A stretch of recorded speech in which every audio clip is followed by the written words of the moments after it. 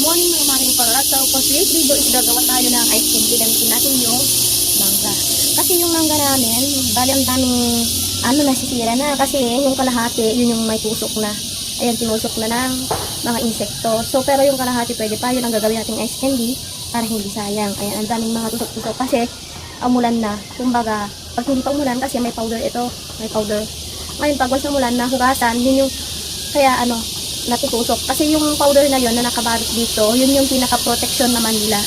Once na natanggal na yung yung powder niya, yun na yung malayang nakakatusok yung mga insekto. So ngayon, ito yung mga yung mga magaganda na ibenta na natin. So ito yung may mga sira-sirang kalahati, yun ang gagawin kong ice candy ngayon. So, hahatiin natin at ko ngayon. Ayan o. Diba, ang ganda ng kalahati.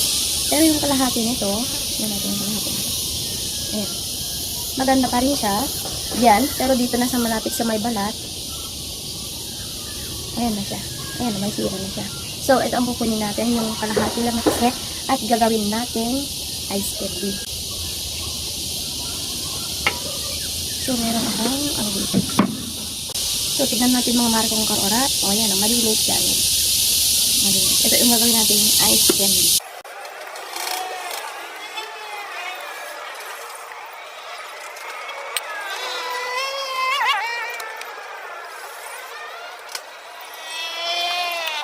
So, yun ang mga maraming kong oras at tapos na natin tayurin ang ating mangga. So, eto na yung ating finished product. Bali, i-update ko kayo sa nagawa ko kung ilang piraso. Kaya lagyan po ito ng gatas na iba saka condensed.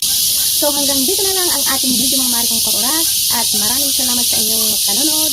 Mabuhay kayong lahat.